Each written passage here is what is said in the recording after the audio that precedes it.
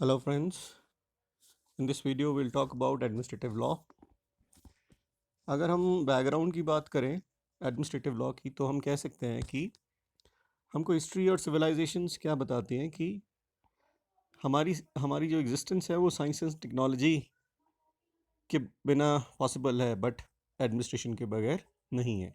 So administrative law aims to ensure that the policies, rules, regulation and legislation formulated for public good are not misused. Administrative law का objective क्या है कि जो rules regulations और policies लोगों के wellbeing के लिए बनाई गई हैं वो मिसयूज़ ना हो. आप अंदाज़ा खुद भी लगा सकते हैं कि अगर एडमिनिस्ट्रेशन ना हो तो एक क्योस हो जाएगा और इस क्योस को संभालना बड़ा मुश्किल हो जाएगा. अभी भी मैं लगभग हर चीज़ कोरोना से रिलेट कर रहा हूँ आजकल, क्योंकि उसको समझना आसान है.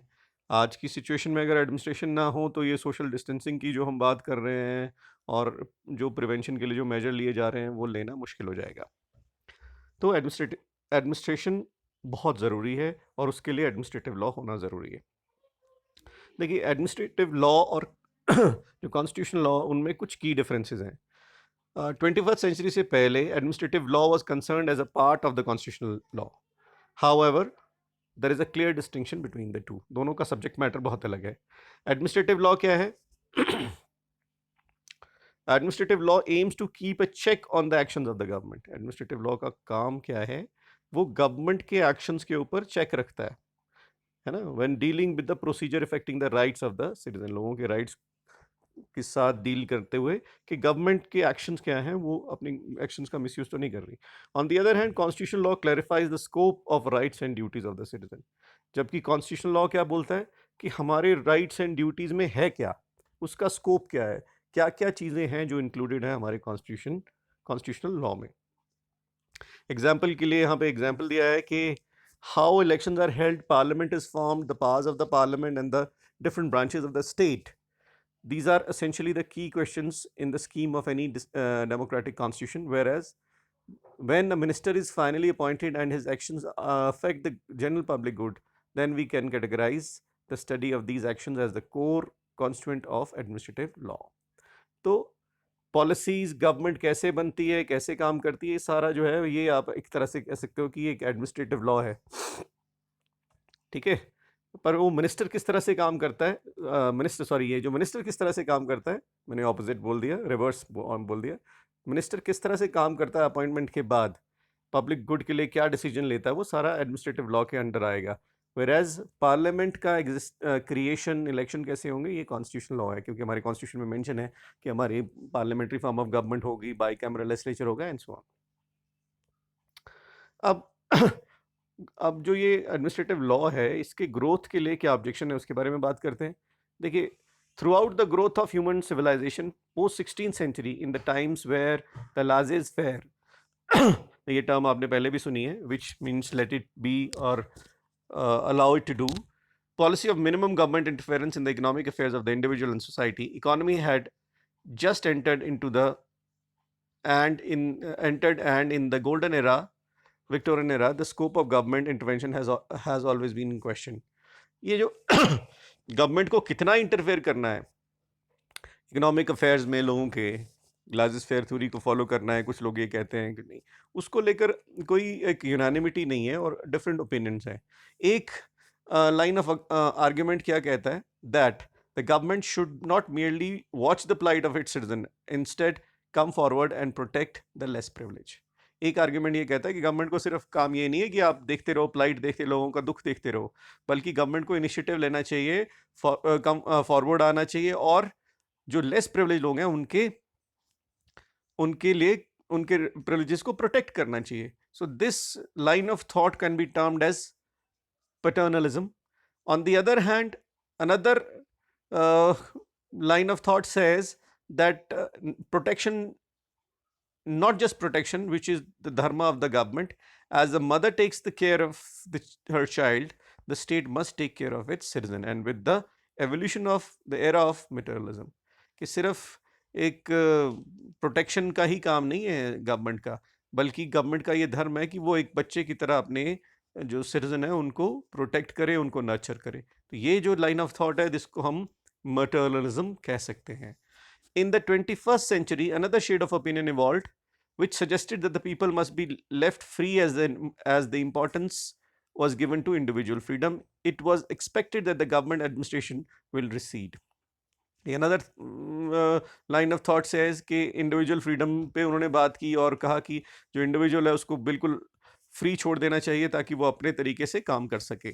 While the state function as a businessman entrepreneur has decreased, but the state's function as a provider, facilitator, regulator still occupies a very high position in the public order, especially in the context of developing and least developing countries.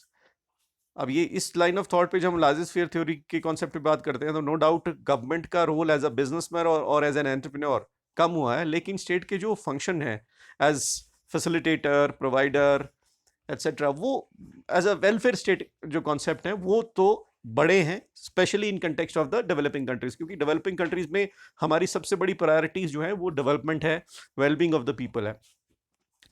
तो a two fold criticism with the aid of philosophical concept was directed against the growth of administrative law. England में rule of law is used as a weapon, and in United States the doctrine propounded to check the growth of administrative law is concept of separation of power. अब बात करते हैं reasons for growth and development and study of administrative law.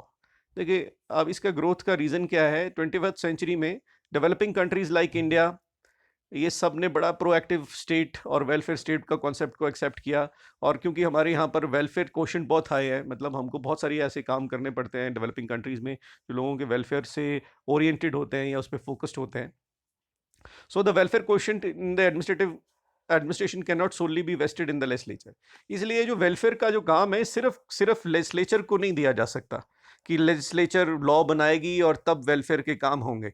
This is possible in practical terms as governance as a whole will be ceased to function if for all kind of administrative action the sanction of the legislature is compulsorily required. Government ineffective हो जाएगी अगर सारे के सारे काम के लिए उसको एडमिनिस्ट्रेटिव एक्शंस लेने के लिए उसको हमेशा लेजिस्लेचर की जो है जो सैंक्शन लेना ज़रूरी होगा. मतलब उसके अप्रूवल के बगैर अगर वो कोई काम ही नहीं कर पाएगी तब तो एक तरह से हाथ बंधे रह जाएंगे एडमिनिस्ट्रेशन के. इसलिए the need for the delegation is often pointed out as the single most important factor which has led to the growth of administrative law. तो ये जो ज़रूरत है ना कि हमको डे टू डे एडमिनिस्ट्रेशन चलाने के लिए बहुत सारे डिसीजंस लेने हैं एडमिनिस्ट्रेशन को, उसी वजह से एडमिनिस्ट्रेटिव लॉ का जो है वो ग्रोथ हुआ है.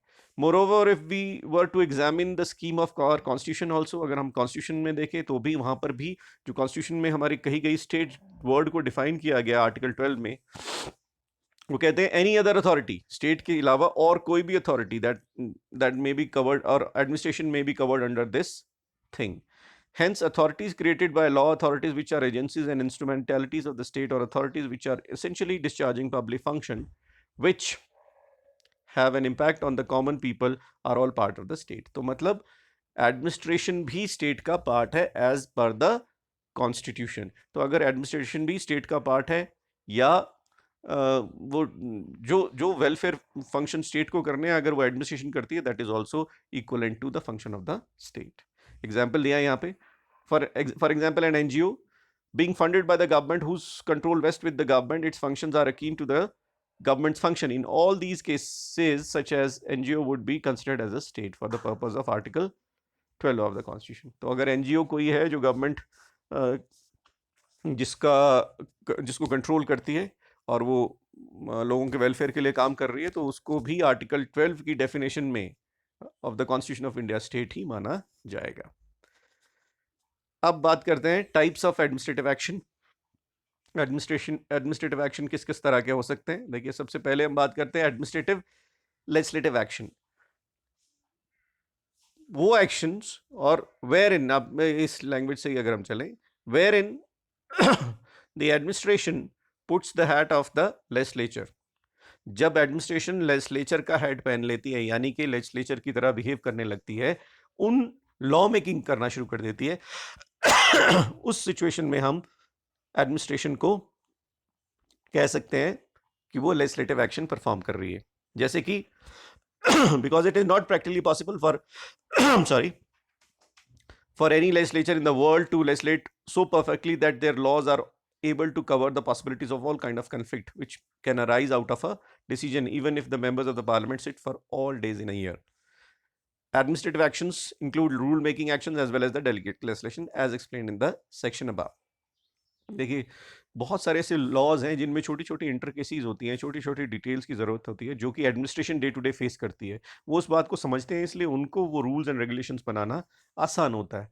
और अगर पार्लियामेंट के मेंबर्स ऑफ पार्लियामेंट बहुत लंबे समय तक डिबेट और डिस्कशन करते भी रहें और बैठे भी रहें, तब भी वो छोटी-छोटी इंटरकेसीज़ जो एडमिनिस्ट्रेशन को फेस करनी पड़ती है, उन पे डिटेल्ड लॉ नहीं बना पाएँगे। तो वो लॉज़ जो लेजिस्लेटिव लॉज़ एडमिनिस्ट्रेशन बनाती है, उसको हम कह सकते हैं administrative legislative action.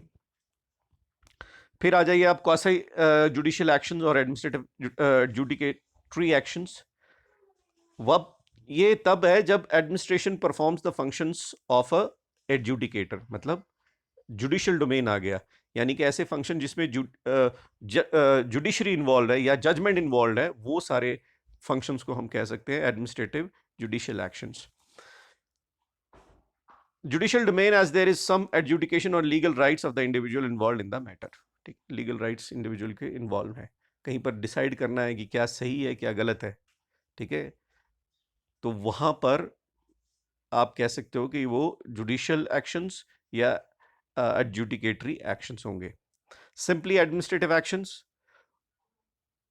of all the actions undertaken by administrative authority other than the two types of action mentioned above are called, rest all are called administrative actions. जो दो ऊपर कैटेगरीज दी गई, एक एडजुडिकेटरी एक्शन और दूसरा administrative legislative action, इसके अलावा जितने भी फंक्शंस हैं वो सारे के सारे फॉल करते हैं सिंपली एडमिनिस्ट्रेटिव एक्शन में, ठीक है। तो ये थर्ड कैटेगरी आ गई। फिर आगे आपके मिनिस्ट्रियल एक्शंस। मिनिस्ट्रियल एक्शंस क्या हैं? देखिए, in the administrative action there is a discretion to the administrative authority, that is the authority has the right to exercise his her own understanding and discretion in dealing with the matters.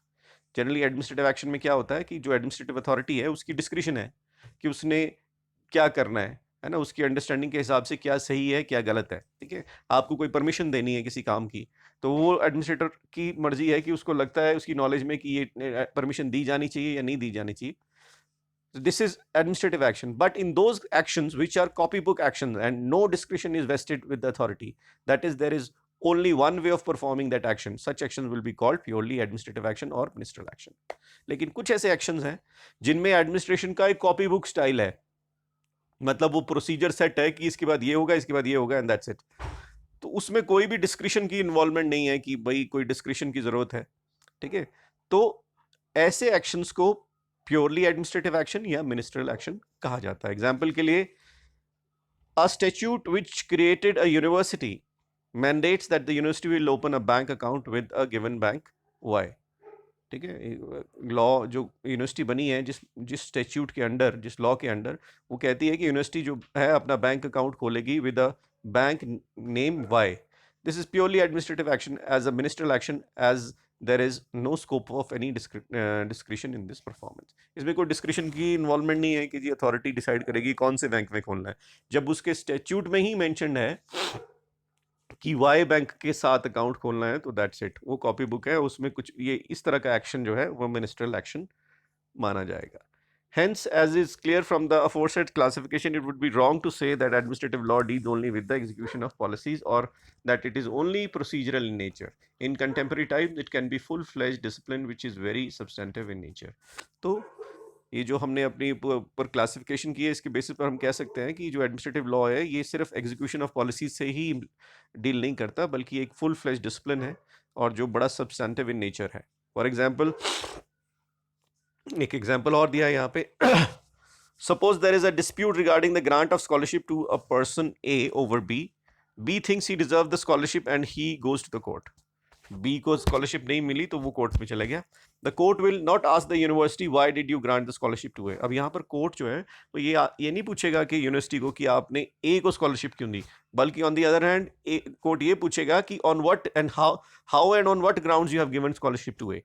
अगर university argue करती है that the grant of scholarship was just like that and does not show any rational, उसके पीछे कोई logic नहीं है, then such administrative action is bad, ये administrative action गलत है and in law and deserve to B set aside, और जो कोर्ट है वो इसको सेट असाइड कर सकता है. But on the other hand if it is shown that it was given on the basis of academic merit, court is unlikely to interfere. अगर वो ये बताता है एडमिनिस्ट्रेशन कि वो किसी मेरिट पे, एकेडमिक मेरिट पे दिया गया है स्कॉलरशिप, तो कोर्ट फेस में इंटरफेयर नहीं करेगा. Right, so this is it. अगर हम बात करें स्कोप की, एडमिनिस्ट्रेटिव लॉ के स्कोप की, तो administrative law deals with how the administration exercise it's power, किस तरह से एडमिनिस्ट्रेशन अपनी पावर को एक्सरसाइज करती है. What are the strategies to keep administration within defined limits, what are the remedies in case of administrative actions or inaction or wrong administrative actions. These issues from the basic of administrative law. Hence administrative law must not only be interpreted in a negative sense or in a vacuum. It is essentially the psychology of law and not philosophy of law. ठीक है, तो administrative law का जो scope है बहुत wide है. ठीक है, इसका स्कोप बहुत अनलिमिटेड है, और it is not, it is essentially the psychology of law. So it is more related to the psychology of law and not the philosophy of law. Note that it is only administrative action, as discussed above, in type of administrative action that is regulated, governed and checked by the administrative law. Now here are some another examples. Following are examples of administrative and non-administrative actions. अगर हम को differentiate करना हो कि administrative action कौन से होते हैं और नॉन एडमिनिस्ट्रेटिव कौन से होते हैं, तो हम यहाँ पे कर सकते हैं. जैसे कि सबसे पहले एडमिनिस्ट्रेटिव एक्शन क्या होगा, government officers decision to compulsory acquire land, ये एडमिनिस्ट्रेटिव एक्शन है, एडमिनिस्ट्रेशन अपना डिसीजन ले रही है. Non administrative actions, legislative decisions, making of the law, ये लॉ, ये कॉन्स्टिट्यूशनल लॉ है, कॉन्स्टिट्यूशन में मेंशन है लॉ किस तरह से बनेगा. However, delegated legislation may be reviewable on a similar basis of administrative decisions. Delegated legislation में administrative law बना सकती है, but otherwise law making is a non-administrative action. Government's officer decision to declare a person not fit and proper to hold financial service license. Government officer का decision है कि किसी को licence दिया जाना चाहिए या नहीं दिया जाना चाहिए, एडमिनिस्ट्रेटिव एक्शन है. ब्रॉड पॉलिसी डिसीजन, जो पॉलिसीज बनाती है गवर्नमेंट, है ना, deciding to reduce the grant और द प्रोग्राम्स, ये सब नॉन एडमिनिस्ट्रेटिव एक्शन में आ गया.